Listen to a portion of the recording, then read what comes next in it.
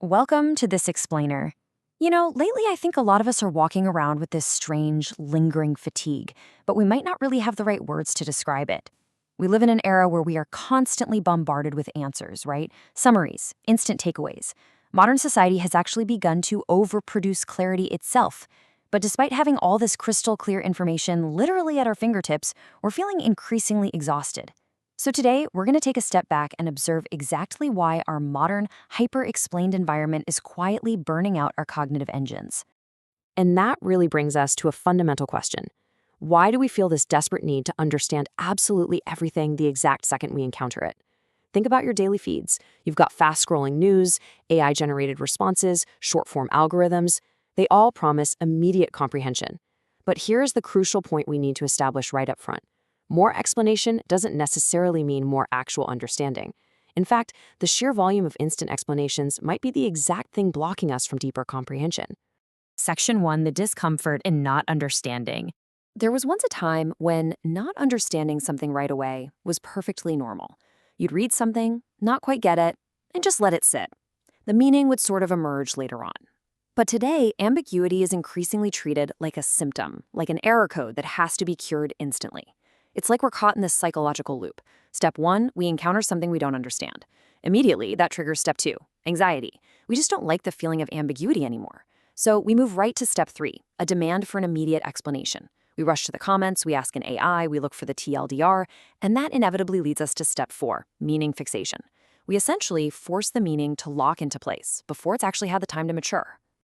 The source material actually gives the result of this loop a fascinating name, transparent pain.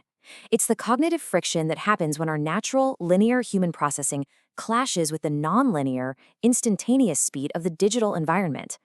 We have biological brains trying to process the world, but the external world is moving at the speed of algorithms. That friction, that gap between how we naturally think and how fast the world explains things to us, is exactly where this invisible, transparent exhaustion comes from. Section 2. The speed of explanation. This transparent pain isn't just happening in a vacuum either. It is driven by the sheer speed of explanation itself. We are completely surrounded by environmental factors that accelerate our demand for instant meaning. Just look at these accelerants. AI summaries giving us the bottom line in seconds.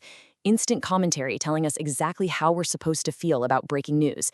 KPI-driven communication at work that demands immediate, actionable takeaways. We're living in an optimization culture. These are very real accelerants that are optimizing our entire civilization for immediate explanation, rather than deep comprehension. We are living through a profound shift. Civilization is becoming optimized, not for understanding, but for immediate explanation. As the density of explanations increases all around us, the world actually becomes less oriented toward open questions. Instead, it becomes entirely oriented toward immediate positioning. You always have to have a take. You have to know exactly where you stand immediately. And the space for simply observing, it's just disappearing. Section 3. Fixing meaning too early. Because we're constantly optimizing for instant explanation, we fall into a phenomenon the sources call cognitive rectification, basically structuring and evaluating information far too quickly. We're closing the book on a meaning before we've even finished reading the chapter. Let's contrast these two approaches. Our current default is all about points and evaluation. We want immediate positioning, fixed meaning, and a rapid assessment of whether something is good or bad. But the alternative is looking at meaning as gradients and trajectories. This means actually letting meaning mature. It means allowing ideas to unfold over time as a movement, rather than just forcing a final conclusion the second we encounter something new. In this hyper-speed environment, what's being lost isn't information. We have way more information than we know what to do with. What's being lost is the space for pre-verbal meaning. We're losing the ability to remain inside an ambiguity. It's that fading capacity to just stand together inside a meaning that hasn't been fixed or defined yet. Section 4. The space for silence. To recover this lost space, we have to look at the structural buffers our minds actually need. And this isn't just about doing a digital detox or turning off your phone. It's about our internal cognitive architecture. The source text outlines this concept called spare capacity, or yohaku in Japanese. This isn't some mystical or spiritual concept. It is a vital internal cognitive buffer. Think of it as the freedom to let a strange thought linger while you're on a walk without immediately pulling out your phone to Google the answer. It's the freedom of information processing required to keep meaning open without forcing a premature conclusion. When we have that spare capacity, we don't have to instantly decide what something means. We can just let it sit. It literally prevents cognitive collapse.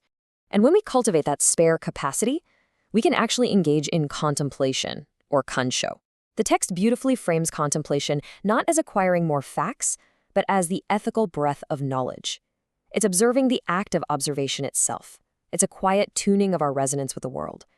Contemplation honors the undefined.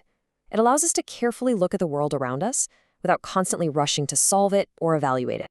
So where does technology fit into all of this? What's deeply resonant is how the source reimagines our relationship with artificial intelligence.